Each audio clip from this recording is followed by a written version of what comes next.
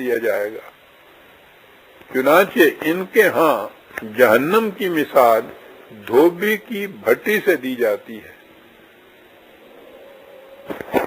یعنی کپڑا پہلے صاف ستھرا تھا، اس پہ میل کچیل جم گئی، داغ دھبے پڑ گئے، دھوبی کی بھٹی پہ چڑھایا، اس نے اس کی میل کو اور ان دھبوں کو الگ کیا، اور اس کے بعد کپڑا پھر ویسا ہی صاف ہو گیا جیسا پہلے تھا۔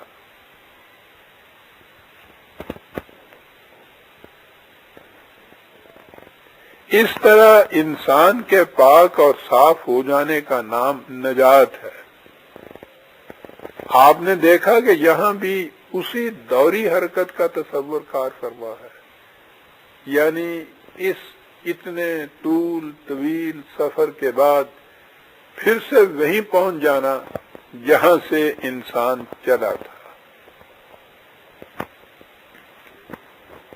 یہ اہل شریعت کا تصور تھا۔ اہل طریقت نے یعنی اہل تصوف نے اس تصور کو ایک اور رنگ میں پیش کیا۔ ہندوؤں کی ویدانت کی روح سے کہا یہ گیا کہ انسانی روح یعنی آتما برہما کی روح پرماتما کا جز ہے۔ یہ جز اپنی اصل سے الگ ہو کر مادہ کی دلدل میں پھنس گیا ہے۔ ضرورت اس کی ہے کہ اسے اس آلائش سے پاک اور صاف کر دیا جائے تاکہ یہ پھر سے اپنی اصل میں جا ملے۔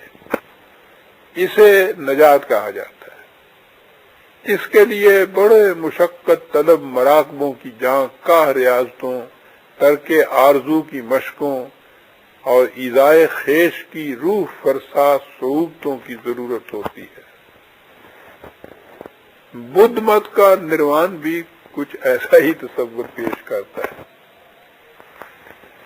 ویدانت کا یہی نظریہ یہودی تصوف اور عیسائیت کی رہبانیت میں بھی سامنے آیا، اور اس کے بعد آپ یہ سن کر متعجب ہی نہیں متاسف ہوں گے کہ وہیں سے مسلمانوں نے بھی اسے مستعار دیا اور اسے اسلامی تصوف کا نام دے دیا۔ یہی وہ نظریہ ہے جسے مولانا روم نے اپنی مثنوی کے پہلے شعر میں یوں بیان کیا ہے کہ بشنو از نئے چوں حکایت می کند از جدائی ہا شکایت می کند، یعنی بانسری اس لیے آہو فغاں کرتی ہے کہ وہ اپنی اصل نیستہ سے جدا ہو گئی ہے۔ اس کا یہ آہو نالہ اس وقت ختم ہوگا جب یہ پھر سے اپنی اصل میں جا ملے گی۔ یہی زندگی کی تمام تگ و تاز کا ماحصل ہے۔ غالب کے الفاظ میں عشرت قطرہ ہے دریا میں فنا ہو جانا۔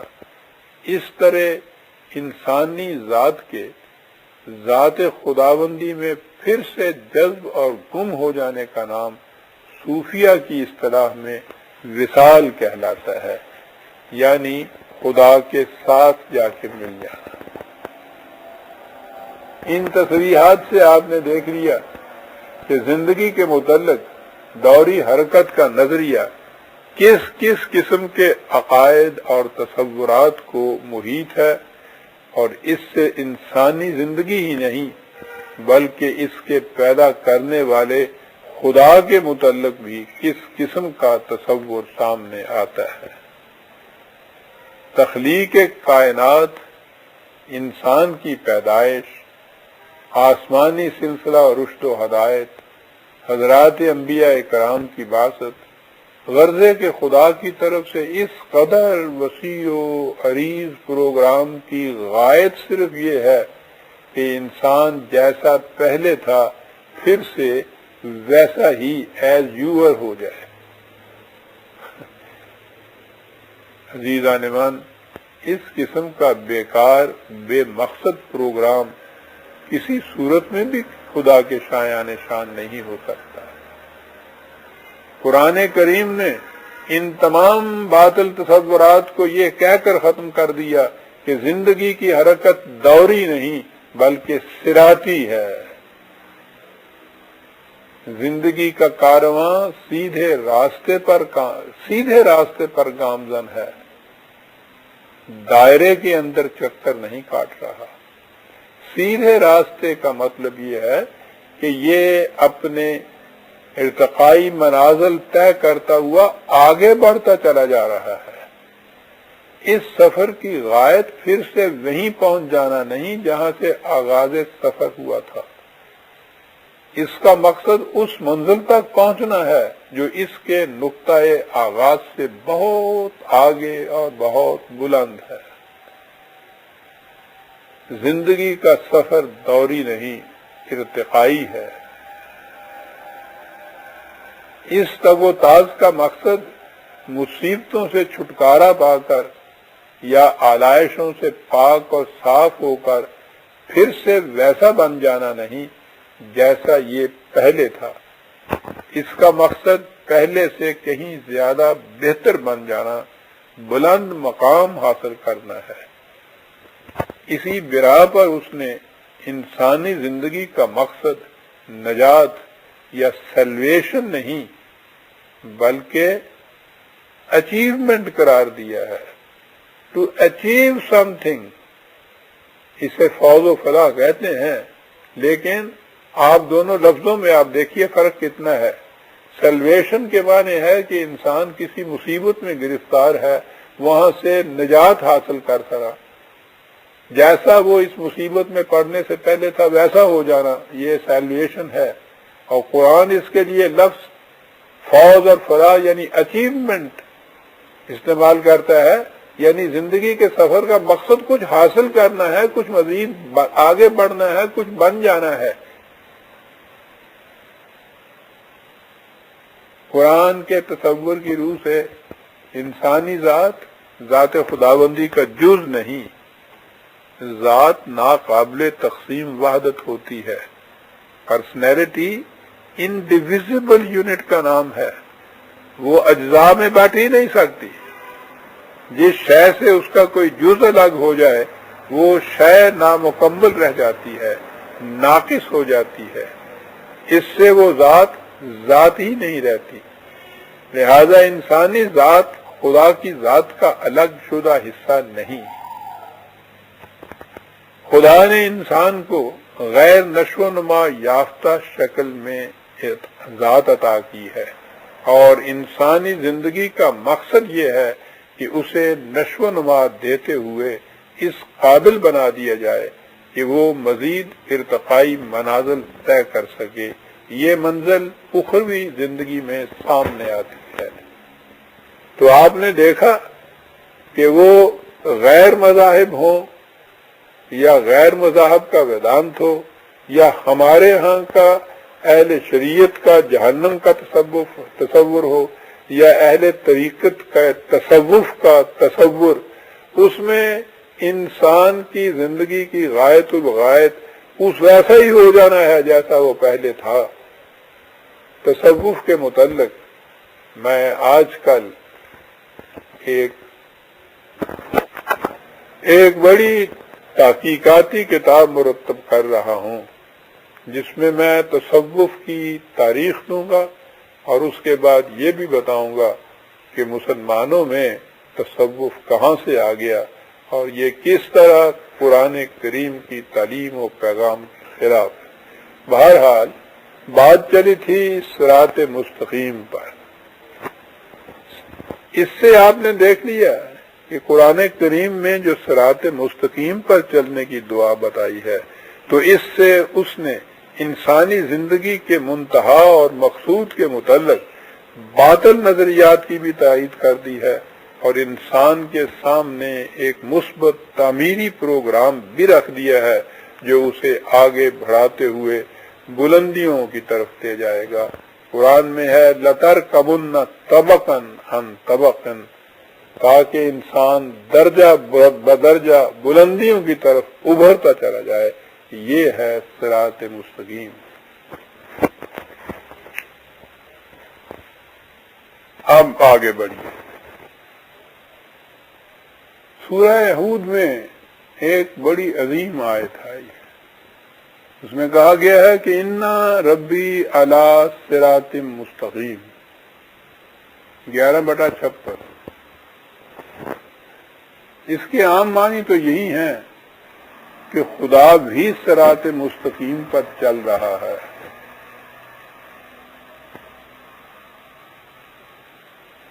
لیکن اس کا مفہوم یہ ہے کہ یہ پورا نظام کائنات قوانین خداوندی کے مطابق صراط مستقیم پر چلتا ہوا ارتقائی منازل طے کر رہا ہے۔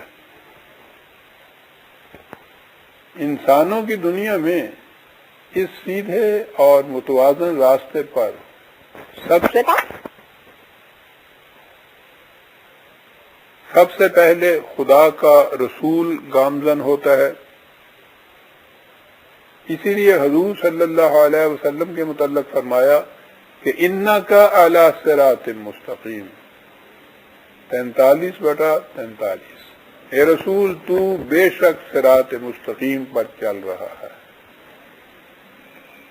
جماعت مومنین سے کہا گیا تھا کہ تم یہ مسلک اختیار کرو کہ ایاک نعبد، ہم صرف خدا کی محکومیت اختیار کرتے ہیں۔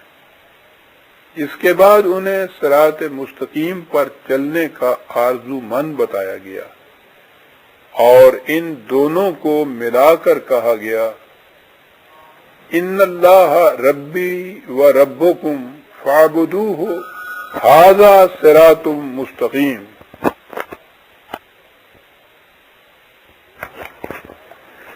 3/50 اس حوالہ ہے اس آیت کا۔ ترجمہ ہے کہ اے رسول ان سے کہہ دو کہ میرا اور تمہارا رب اللہ ہے، تم سب اسی کی عبدیت محکومیت اختیار کرو۔ ھذا صراط مستقیم، یہی صراط مستقیم ہے۔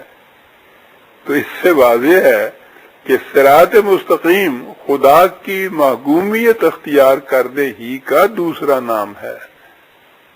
آپ نے دیکھا کہ قرآن مجید کس طرح خود آپ اپنی وضاحت کرتا چلا جاتا ہے۔ ایاک نعبد ایاک نستعین اہدنا الصراط المستقیم۔ صراط مستقیم کے سلسلے میں ایک اور نقطہ کی وضاحت بھی ضروری معلوم ہوتی ہے۔ صراط مستقیم، شاہراہ اعظم جسے ہائی وے آپ کہہ لیجئے، ایک ہی ہے۔ یہی وہ شاہراہ عظیم ہے جس کی طرف تمام انبیاء کرام کی وساطت سے رہنمائی ملتی چلی آ رہی ہے۔ لیکن قرآن کریم نے اس کے ساتھ ایک اور لفظ بھی استعمال کیا ہے۔ صراط مستقیم تو واحد ہے، ایک ہی ہے، لیکن اس نے کہا یہ ہے کہ والذین جاہدوا فینا لنہدینہم سبلنا، 29/69۔ جو لوگ ہمارے راستے میں جدوجہد کریں گے، ہماری طرف آنے کے لیے کوششیں کریں گے، ہم انہیں اپنی طرف آنے کے سبل دکھا دیں گے۔ سبل تو سبیل کی جمع ہے، اور سبیل کے معنی بھی راستے کے ہیں۔ تو یہاں سے تو یہ ہوا کہ وہ جو ہماری طرف آنے کے لیے جدوجہد کریں گے، ہم انہیں راستے دکھا دیں گے۔ تو یہاں یہ جمع کا صیغہ ہے، یہ کیا معنی ہوئے؟ آپ شاہراہ کا تصور ذہن میں لائیے۔ کراچی سے چل کر پشاور تک گرانڈ ٹرنک روڈ جسے کہتے ہم، وہ ایک سڑک ہے، شاہراہ عظیم ہے، صراط مستقیم ہے۔ وہ مسلسل یہاں سے وہاں تک پورے پاکستان کے اندر سے آخر تک چلی جاتی ہے۔ ظاہر ہے کہ کچھ لوگ تو اس سڑک کے دائیں بائیں قریب قریب رہتے ہیں، لیکن یہ تو پورے ملک کے اندر سے ایک واحد سڑک گزرتی ہے، اس کے دائیں اور بائیں دور دور تک آبادیاں پھیلی ہوئی ہیں۔ اگر صرف یہی ایک سڑک ہو پاکستان کے اندر تو آپ سوچئے کہ اس کے دائیں بائیں دور دراز مقامات پر جو رہنے والے لوگ ہیں وہ کس طرح سے پشاور یا کراچی پہنچ سکیں گے، وہ کس طرح صراط مستقیم کے اوپر گامزن ہو سکیں گے اگر وہاں سے یہاں تک آنے کے لیے کوئی راستے اور ہوں نہیں، تو یہ تو پھر وہی گمراہی کی بات ہو جائے گی۔ دوسری طرف یہ سوچئے کہ اگر کسی ملک میں صراط مستقیم یا شاہراہ عظیم ہو ہی نہیں اور یہ چھوٹے چھوٹے راستے ہی صرف ہوں، تو وہ چھوٹے چھوٹے راستوں پہ چلنے کے بعد انسان کہاں جائے گا اور کہاں پہنچے گا؟ لہذا لمبی مسافت کے لیے دونوں چیزوں کا ہونا ضروری ہے، ایک تو وہ گرانڈ ٹرنک روڈ شاہراہ عظیم، اور دوسرے وہ چھوٹے چھوٹے راستے جو اپنے اپنے جگہ سے نکل کر اس صراط مستقیم میں آ کر مل جائیں۔ چنانچہ اس نے سبل اور صراط مستقیم کے اس باہمی تعلق کو خود ہی واضح کر دیا ہے، جہاں کہا ہے کہ یہدی بہ اللہ من اتبع رضوانہ سبل السلام وَيُخْرِجُهُم مِّنَ الظُّلُمَاتِ إِلَى النُّورِ بِإِذْنِهِ وَيَهْدِيهِمْ إِلَىٰ صِرَاطٍ مُّسْتَقِيمٍ 5/16۔ اس قرآن کے ذریعے وحی کی روح سے اللہ تعالیٰ ان لوگوں کی جو اس کے پروگرام کا اتباع کرتے ہیں سبل السلام سلامتی کے راستوں کی طرف رہنمائی کر دیتا ہے، اور اس طرح وہ انہیں تاریکیوں سے نکال کر روشنی کی طرف لے آتا ہے۔ یہاں اس نے سبل کہا ہے، وہی جو میں نے ابھی عرض کیا، جو سبیل کی جمع ہے اور اس کے معنی متعدد راستے ہیں۔ اور اس کے بعد اگلی بات یہ کہی ہے کہ یہ متعدد راستے جو ہیں یہ اس کی یہ چھوٹے چھوٹے راستے جو چلے آ رہے ہیں یہ بھی اسے تاریکیوں سے نور کی طرف لیے آ رہے ہیں، اور آخر الامر یہ صراط مستقیم کے اندر آ کر مل جاتے ہیں۔ اس مثال کا مقصد کیا ہے، مفہوم کیا ہے؟ الدین تو شروع سے ایک ہی چلا آتا ہے، لیکن اسے عملاً متشکل کرنے کے لیے مختلف زمانوں میں اس زمانے کے تقاضوں کے مطابق طریق اور پروگرام مختلف رہا ہے۔ بالفاظ دیگر خدا کی طرف سے عطا کردہ اصولی قوانین تو شروع سے غیر متبدل رہے ہیں اور رہیں گے، لیکن ان پر عمل پیرا ہونے کے طریقے زمانے کے تقاضوں ضروریات کے اعتبار سے بدلتے رہیں گے۔ انہی کو سبل کہا جائے گا، یعنی وہ پگڈنڈیاں جو آخر الامر شاہراہ اعظم میں جا کر مل جاتی ہیں۔ اسی لیے اس آیت میں جو میں نے ابھی تلاوت کی ہے اس نے سبل السلام کے بعد کہا وَيَهْدِيهِمْ إِلَىٰ صِرَاطٍ مُّسْتَقِيمٍ، اس طرح خدا ان کی رہنمائی صراط مستقیم کی طرف کر دیتا ہے۔ یعنی دین کے نظام پر عمل پیرا ہونے کے لیے جو طریقے بھی اختیار کیے جائیں ان کی غایت یہی ہو کہ وہ انسان کو اصل دین کی طرف لے جائیں، اور یہاں سے اسلامی نظام یا حکومت خداوندی یا اسلام کا سیاسی نظام جو کچھ بھی اسے کہہ دیجئے، اس کی بنیادی خصوصیت واضح ہو جاتی ہے کہ اس میں ایک چیز تو ہوگی صراط مستقیم، شاہراہ اعظم، قرآن کریم میں بیان کردہ اصول و اقدار، جو غیر متبدل ہیں، جن میں کوئی تبدیلی نہیں آ سکتی، انہی کے اوپر، انہی کے مطابق سفر کرنے سے انسان منزل مقصود تک پہنچ سکتا ہے۔ لیکن زمانے کے بدلتے ہوئے تقاضوں کے روح سے ان اصولوں پر عمل پیرا ہونے کے لیے جزوی قوانین بنائے جائیں گے۔ اسلامی حکومت اپنے اپنے زمانے کے تقاضوں کے مطابق جزوی قوانین بنائے گی، لیکن ان میں شرط یہ ہے کہ ایک تو وہ سبل السلام ہوں، وہ جزیات، وہ چھوٹے راستے، وہ پگڈنڈیاں، وہ خود سلامتی کو لیے ہوئے ہوں، ان کے اندر فساد نہ ہو، ان کے اندر گمراہی کی کوئی بات نہ ہو، وہ بھی اسی اصول کے تابع چلے جو اصول شاہراہ عظیم کا ہے، اور پھر وہ وہ طریقہ کار، ان کے صحیح ہونے کا معیار یہ، اس کے صحیح ہونے کا ٹیسٹ یہ ہے کہ وہ صراط مستقیم میں آ کر مل جائے۔ اگر وہ دین کے مطابق عمل اختیار کیا گیا ہے تو وہ سبل السلام میں آئے گا، وہ انسان کو دین کی شاہراہ کی طرف لے کے آئے گا۔ لیکن اگر وہ پگڈنڈیاں ایسی ہیں، اگر وہ جزیات ایسی ہیں کہ جو ان کے خلاف جاتی ہیں، تو ان پر سفر کرتے چلے جائیے، آپ کبھی بھی شاہراہ عظیم تک نہیں آئیں گے۔ شاہراہ عظیم جو ہے وہ اس میں ثبات ہے، وہ مستقل ہے، پرماننٹ ہے، اور اس کی طرف آنے والے جو راستے، چھوٹی چھوٹی پگڈنڈیاں جو اس میں آ کر مل جاتی ہیں، یہ زمانے کے تقاضے کے مطابق بدلنے والی جزیات ہیں دین کی، جو اسلامی مملکت اپنے اپنے وقت کے تقاضوں کے مطابق وضع کرے گی۔ یہ جزیات بھی نہایت ضروری ہیں، یہ نہ ہو تو اس کلیے تک پہنچا نہیں جا سکتا، اس پر عمل پیرا نہیں ہوا جا سکتا۔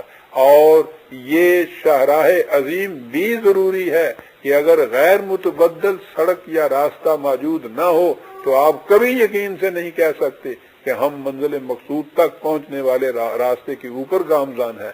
یہ ہے عزیزان ایمان الصراط مستقیم اور سبل کا باہمی تعلق، جسے اقبال پرماننس اینڈ چینج کا امتزاج بتاتا ہے۔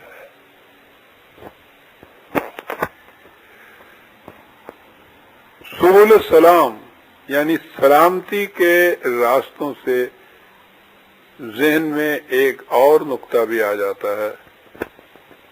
یہ تو سورہ فاتحہ جس کے درس آپ کے سامنے پیش ہو رہے ہیں۔ قرآن کریم کی اس کے بعد جو پہلی سورت آتی ہے وہ سورہ بقرہ ہے، اور اس کا آغاز آپ کو معلوم ہے اس طرح سے ہوتا ہے کہ الف لام میم ذالک الکتاب لا ریب فیہ ھدی للمتقین۔ یہ وہ کتاب ہے کہ جس میں کسی قسم کا شک و شبہ اور اضطراب نفس نہیں ہے، اور اس کی غایت ہے ھدی للمتقین۔ ترجمہ اس کا کیا جاتا ہے یہ ہدایت ہے واسطے متقیوں کے۔ اس پر اعتراض یہ پیدا ہوتا ہے کہ جو لوگ پہلے سے ہی متقی ہیں انہیں ہدایت کی ضرورت کیا ہے، اور اگر یہ متقیوں کے لیے ہدایت ہے تو جو لوگ متقی نہیں ہیں انہیں اس سے کیا فائدہ ہوا؟ آپ نے غور کیا کہ ایک لفظ کے غلط ترجمے سے بات کہاں جا پہنچتی ہے، یا غیر واضح ترجمے سے کہیے۔ ھدی للمتقین، متقین کے معنی کیا ہے؟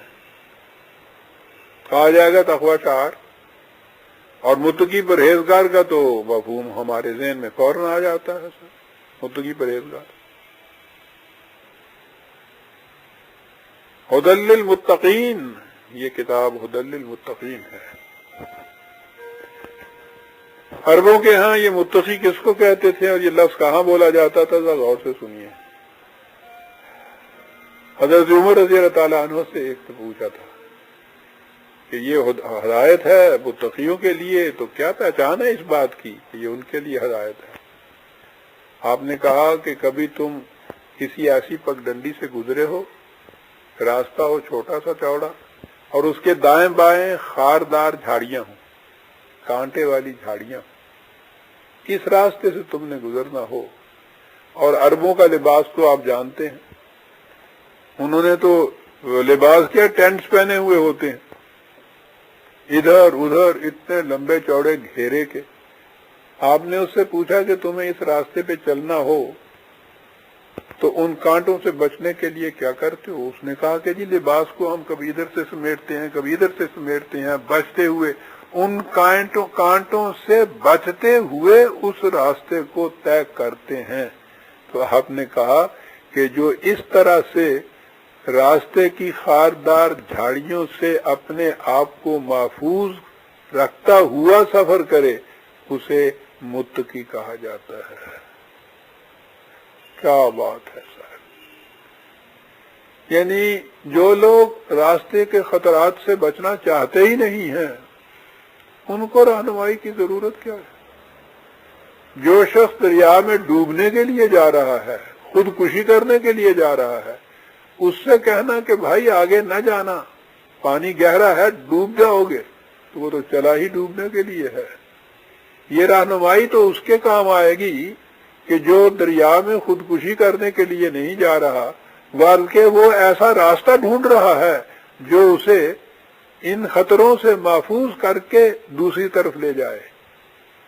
تو خطرات سے محفوظ رہنے کے متمنی لوگ جو ہیں، کہا گیا کہ یہ ان لوگوں کے لیے رہنمائی کا کام دے گا جو چاہتے یہ ہیں کہ سفر زندگی ایک صراط مستقیم کے ذریعے ہو، جس میں نہ کوئی بل ہو، نہ پیچ ہو، نہ خم ہو، نہ ابہام ہو، نہ التباس ہو، واضح، روشن، سیدھا، متوازن ایک شاہراہ، اور اس کی طرف لے جانے والے راستے بھی جو ہوں ان کے اوپر بھی جو خاردار جھاڑیاں ہوں ان سے بچ کر محفوظ رہ کر سلامتی کے ساتھ اس شاہراہ عظیم کے اوپر آ جائیں ہم. تو یہ ہوا اہدنا الصراط المستقیم کی آرزو کے بروئے کار آنے کا طریقہ جو قرآن نے بتایا. یہاں تک عزیزان من گفتگو نظری یا جسے کہتے ہیں ایکیڈیمک ہو رہی تھی، محسوس طور پر بات نہیں ہو رہی تھی. تو یہ جو کہا اہدنا الصراط المستقیم، اس میں اتنا سارا کچھ تو واضح ہو گیا، لیکن یہ ذہنی طور پہ واضح ہوا، محسوس طور پر بات سامنے نہیں آئی کہ یہ راستہ کس قسم کا راستہ ہے، ان لوگوں کا راستہ ہے. اور اس کے لیے اس کے بعد اگلا لفظ آئے گا صراط الذین انعمت علیہم. لیکن آج کے درس کا یہ وقت ہو گیا ہے، اس کو ہم آئندہ درس میں لیں گے. ربنا تقبل منا انک انت السمیع العلیم. والسلام علیکم برادران عزیز.